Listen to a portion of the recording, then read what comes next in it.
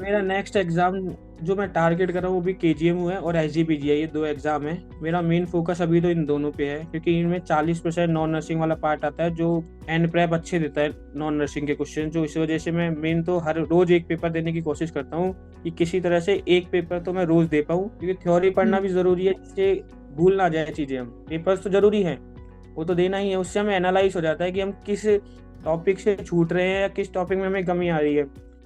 कैसे हो बेटा? Good afternoon.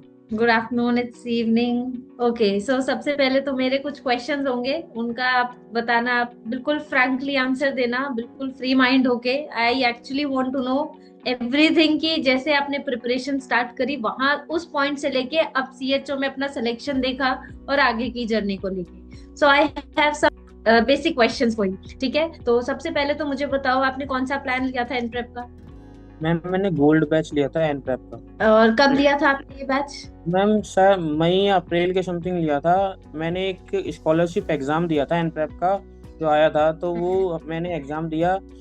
तो उसमें मेरे 99 पॉइंट कुछ स्कॉलरशिप मिल गई थी, तो मुझे 14 या 15 रुपए में वो बैच मिल गया था। और उससे पहले ओके। मेरे दोस्त था एक राहुल, उसने मुझे इस एन प्रेप के बारे में बताया, क्वेश्चंस काफी अच्छे थे उसके बारे में बताया। तो मैंने एक दो पेपर दिए भी थे, इसमें जो फ्री पेपर्स आते थे वो दिए, तो मुझे क्वेश्चंस काफी अच्छे लगे। देन मैंने स्कॉलरशिप एग्जाम दिया, तो उससे मुझे एन प्रेप का बैच गोल्ड बैच मिल गया था। उसके बाद मैं ओके, रेगुलर पेपर देता था इसका, पेपर रेगुलर देता था, और कुछ टॉपिक जो मुझे समझ नहीं आते थे उनके मैं लेक्चर्स भी लेता था। मैं ये पूछना चाहती हूँ आपसे कि आपने जैसे ही गोल्ड बैच लिया, गोल्ड बैच लेने के यस बाद में आपका पहला टारगेट एग्जाम कौन सा था जिसके लिए आपने गोल्ड मैम, बैच से मैंने प्रिपरेशन टेंथ दिया, उसके बाद मैंने सीएचओ के एग्जाम दिया, और ट्यूटर का दिया, देन एनएचएम का दिया। उसके बाद ठीक है। जीएमसीएच का पेपर आया था मैम, तो जीएमसीएच का पेपर दिया, देन उसके बाद सीधा मैंने नॉट सेट दिया था। ओके, सो पहले से फर्स्ट माइंड में एग्जाम। क्लियर था कि बीएससी यस करते मैम। ही मुझे गवर्नमेंट जॉब में जाना है? मैम गवर्नमेंट जॉब, एक्चुअली मैं मिडिल क्लास से आता हूँ, तो हमारे लिए जो फर्स्ट प्रायोरिटी गवर्नमेंट जॉब ही होती है सिक्योरिटी के लिए, देन अदर। बिल्कुल। तो सबसे पहले नीट करी मैंने, तो नीट में मैंने 2 साल नीट करी, पर अनफॉर्चुनेटली इसमें हो नहीं पाया। देन उसी समय आरयूएचएस का पेपर भी मैंने दिया था, जिसमें फर्स्ट ओके। टाइम मुझे अलवर अलॉट हुआ था कॉलेज, एंड सेकेंड लिस्ट में आरयूएचएस अलॉट हो गया था। और एक घर के पास था, तो मैंने आरयूएचएस ही ज्वाइन किया। देन वहाँ पे अच्छे दोस्त बन गए, उनसे मोटिवेशन भी हम्म। मिलता था, पढ़ाई में हेल्प मिलती थी, तो उससे फिर धीरे धीरे धीरे धीरे पढ़ाई करते गए, तो फिर सीधा माइंड फोकस हो गया था कि हाँ नॉर्थ साइड में जाना है, और जितने भी पेपर बीच में आएंगे उन सभी पेपरों को देना है। जितना भी सिलेक्शन हो, तो फर्स्ट तो सिलेक्शन लेना है, देन उसके बाद और अदर जॉब्स की देखना है। ऐसा कौन सा पॉइंट था नीट की प्रिपरेशन में कि जब ये रियलाइज हुआ कि बस अब मुझे स्विच करके नर्सिंग में ही जाना चाहिए? मैम फर्स्ट साल सच बताओ तो मैं 12th से जस्ट पास आउट हुआ था, तो मुझे इतना ज़्यादा पता नहीं था बाहर के बारे में। तो पहली हम्म। साल इतनी दिक्कतें हुई, बट मैं खुद मानता हूँ कि मैंने उतनी ज़्यादा अच्छे से पढ़ाई नहीं करी थी। बट सेकंड साल रियलाइज हुआ कि वाकई में नीट भी कुछ होता है, तो पढ़ाई करना ज़रूरी है। तो सेकंड साल जी जान से मेहनत भी करी। बट उसके बाद जब मैंने देखा कि मेरा हो नहीं रहा, और 2 साल भी हो गए और फैमिली भी थोड़ा प्रेशराइज है, तो उस वजह से फिर मैंने सोचा कि हाँ मेरा नर्सिंग में तो हो ही रहा है, और मेरे मामा जी थे वो इसी फील्ड से थे, उन्होंने बताया ये भी काफ़ी अच्छी जॉब है, इसमें अच्छी अच्छी जॉब्स मिलती है। अगर तुम जितनी मेहनत नीट में कर रहे हो उससे ज़्यादा मेहनत अगर इसमें या उतनी मेहनत भी कर लेते हो, तो इसमें काफ़ी अच्छी अपॉर्चुनिटी मिलती है। तो फिर मैंने इसी को चूज़ किया, उससे फिर मैं हट गया था मैं नीट से। सो अभी जब रिसेंटली अपना सीएचओ का एग्जाम देखा, देखते ही फर्स्ट फीलिंग क्या थी और फर्स्ट पर्सन कौन आया माइंड में कि जाके फटाफट बस उनको बता दूं अपना रिजल्ट? मैंने सीएचओ का एग्ज़ाम बहुत लेट देखा। मेरा आंसर सबसे पहले मेरे दोस्त ने देखा था, मोहित शर्मा, उसी ने मुझे कॉल करके बताया था कि मैं सीएचओ में सेलेक्ट हो गया हूँ। और फर्स्ट पर्सन हम्म। जिसको मैंने बताया वो मेरी मम्मी थी, क्योंकि मैं चाहता था कि सबसे पहले जिसे मैं बताऊँ वो मम्मी ही हो, क्योंकि वो ज़्यादा चाह रही थी कि उनके बेटे का किसी एग्ज़ाम में सिलेक्शन हो। तो मैंने सबसे पहले मम्मी को बताया, देन पापा को बताया, फिर धीरे धीरे सबको पता लग गया था उसके बारे में। दोस्तों ने सबको बता दिया था, ग्रुप में मैसेज डाल दिया था, तो धीरे धीरे सबको पता लग गया, और स्टेटस लगी गए थे, तो धीरे धीरे सबको पता लग ही गया था। फर्स्ट पर्सन मम्मी थी जो उनको मैंने बताया। ओके, सो डेफिनेटली उनको बहुत प्राउड फील हुआ होगा और साथ में आपको बहुत प्राउड फील हुआ होगा जब आपने अपनी मदर को बताया होगा कि मेरा हो गया फाइनली। प्राउड मम्मी के को था, क्योंकि उनका था कि किसी दिन, उनके 3 बच्चे हैं, तो उनका मेन मोटिव था कि उनमें से कोई ना कोई फर्स्ट टाइम सेलेक्ट हो, ताकि उनका भी हम्म। एक नाम हो, क्योंकि हर पेरेंट्स की इच्छा होती है। फिर धीरे धीरे तो सबसे पहले मेरे से ज्यादा मुझे खुशी मम्मी की थी, मम्मी पापा जो खुश हुए उसमें मैं ज्यादा खुश था मैम। मेरे लिए वही बिल्कुल ज्यादा बिल्कुल, पूरी पूरी लाइफ टाइम उनकी मेहनत होती है सिर्फ हमारे लिए कि हमारे बच्चे एक पॉइंट पे पहुंच के सक्सेसफुल हो जाए, है ना। मैं ठीक है देखा है तो कि उन्होंने बहुत मेहनत करी है उसी वजह से। हम्म, तो मेरा मेन मोटिव यही था कि किसी तरह से उनके लिए जो हो अच्छे से अच्छा हो, तो उन्हीं को ज्यादा खुशी थी, वही था। Very great very great. Okay, so gold batch ने आपकी इस प्रिपरेशन जर्नी में कैसे हेल्प की? मैम सबसे ज्यादा जो हेल्प करी वो तो क्वेश्चंस नहीं करी। सच बताऊं तो मैम उन्होंने हम्म क्लियर कर दिया कि आंसर किस तरह से देने हैं। जो हम्म रेशनल आता था उस रेशनल को जब हम पढ़ते थे अच्छे से, तो हमें कई सारे क्वेश्चन जो गलत होते थे उनमें हमें ये पता लग जाता था कि हमने गलत क्यों किया, क्योंकि रेशनल काफी अच्छा आता है इसका। वो टॉपिक को पूरा ही समझा देता है, सिर्फ आंसर आंसर के बारे में नहीं बताता। जिस टॉपिक से गलती हुई है कई बार उस टॉपिक को पूरा समझा देता है। और दूसरा, गोल्ड बैच ने सबसे ज्यादा हेल्प करी कि कई टॉपिक जो हमको समझ नहीं आए वो हमने सीधा मैसेज डाल दिए, उसी समय सर को डाल दिए थे सीधा, तो उन्होंने भी रिप्लाई दिया कि इसका आंसर इस तरह से आएगा, इस वजह से आपका गलत है। तो उस वजह से हमारी काफी हेल्प हुई। फिर कुछ लेक्चर्स भी लिए, जैसे मैं मैम ऑक्सीजन सेचुरेशन के जो टॉपिक्स थे उसमें हम्म कौन सी कैटेगरी में, जैसे वेंचुरी मास्क है, किस लीटर फ्लो रेट कैसी होती है, तो कंफ्यूज हो जाते थे।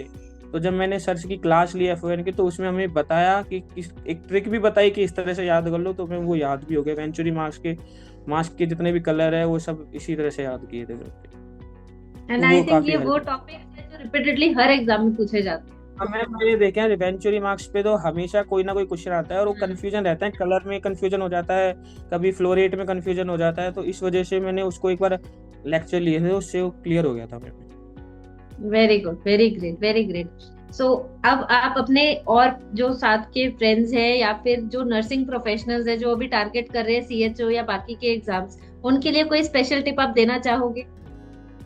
मैम मेरे काफी सारे जूनियर्स हैं, मैं उनको भी यही बोलना चाहूंगा कि एन प्रेप के जो पेपर्स है वो बेस्ट है। उनके जितने भी पेपर्स हैं एन प्रेप के, उसमें जितने भी सिनेरियो बेस्ड क्वेश्चन हैं वो अच्छे लेवल के आते हैं, जिसकी वजह से आपके सारे डाउट्स जो है वो क्लियर। और सबसे ज्यादा अच्छा रेशनल होता है उसका, रेशनल से सारे डाउट्स धीरे धीरे क्लियर हो जाते हैं। और रेगुलर एक पेपर आता है हर तरह। अगर आप केजीएमयू की तैयारी कर रहे हैं तो केजीएमयू का पेपर भी आता है, सीएचओ करें तो सीएचओ लेवल का पेपर आता है। तो जिस लेवल की हम तैयारी कर रहे हैं, जिस पेपर की तैयारी कर रहे हैं, उसका पेपर दे सकते हैं हम। एक ही पेपर से हम कंफ्यूज हो जाते हैं, तो रिपीटेडली क्वेश्चन कम आते हैं इसमें, रिपीटेडली कम आते हैं, रोज नए क्वेश्चन आते हैं, तो नई नई तरीके देखने को मिलते हैं। तो मैं गोल्ड बैच के पेपर्स के लिए तो मैं हमेशा कहूंगा कि बेस्ट है वो तो। वो मैं मुझे खुद को बेस्ट लगे थे मैं। ओके, और नाश्ता टेस्ट सीरीज ट्राई की थी आपने, अटेम्प्ट किया था कोई? उसमें मैं रेगुलर नाश्ता देता था, नाश्ता टेस्ट ही देता हम्म था। अभी मैं लास्ट केजीएमयू का जो नाश्ता लगा था वो नहीं दे पाया क्योंकि मैं शादी में था। पर मैंने उसके कुछ क्वेश्चन देखे हैं, जो दोस्त हमारे ग्रुप बना हुआ है दोस्तों का, उसमें भेजे थे दोस्तों ने कि उन्होंने दिया था, तो वो उन्होंने भेजे, तो उसमें क्वेश्चन देखे, तो उसमें जो नॉन नर्सिंग वाला पार्ट था वो बहुत अच्छा आया था। उसमें सारी चीजें, सारे टॉपिक से क्वेश्चन आए थे, वो कवर हो गए थे। इंग्लिश हो चाहे जीके हो, जीके में भी नए हम्म टॉपिक्स आए थे, मॉडर्न में भी आए थे, रेगुलर में भी आए थे, और उसमें रीजनिंग में मैथ में भी अच्छे क्वेश्चन आए थे। जो रेगुलर मैंने केजीएमयू का पेपर दिया हुआ है, जो मेमोरी बेस्ड पेपर आता है, वो मेमोरी बेस्ड पेपर हम्म। मैंने दिया है, तो इसमें जो टॉपिक से क्वेश्चन है सेम टॉपिक से क्वेश्चन मैंने इसमें भी देखे थे, तो वो अच्छे क्वेश्चन थे मैम, मैंने चेक किए ओके, थे वो। और जो जो टेस्ट आप पहले दे चुके हैं, जितने भी टेस्ट उसमें आप पहले दे चुके हैं, उसके अकॉर्डिंग, नाश्ता टेस्ट सीरीज के अकॉर्डिंग आपको क्या लगता है कि कहाँ प्रिपरेशन जो आपने की नाश्ता टेस्ट सीरीज देके वो क्या एग्जाम के लेवल से मैच थी, चाहे हम सीएचओ की बात करें या किसी एग्जाम की? मैंने एम्स का पेपर दिया था, मेरा प्री इस बार प्री क्लियर हो गया था। मैंने मेंस भी दिया, मेंस में 3,500-4,000 के समथिंग रैंक आई थी। मैंने देखा था कि सेम क्वेश्चंस मिले थे, कई सारे क्वेश्चंस ऐसे थे जो नाश्ता टेस्ट सीरीज में आए थे, वो सेम क्वेश्चन उसमें भी मिले थे। और इस बार हमें जान एम्स मेंस में जो है कम आए थे scenario based question, one liner ज्यादा आए थे, पर इसमें के जो वन लाइनर है वो लगभग लगभग काफी सारे जो है सीधे मिल गए थे जो मैंने किए थे। और सिनेरियो बेस्ड तो नॉर्मल अच्छे आते ही हैं उसमें, जो फर्स्ट प्री में काफ़ी हेल्प किए थे, क्योंकि प्री में का जो पेपर है वो काफ़ी मेरा क्लियर ही ये इन्हीं से हुआ था, क्योंकि मेरे अच्छे थे ये सिनेरियो बेस्ड क्वेश्चन, उसी वजह से हो पाया था। Very great very great. ठीक है, तो अपनी आगे की प्लानिंग की क्या आपकी स्ट्रैटेजी रहेगी नेक्स्ट एग्जाम को टारगेट करने के लिए?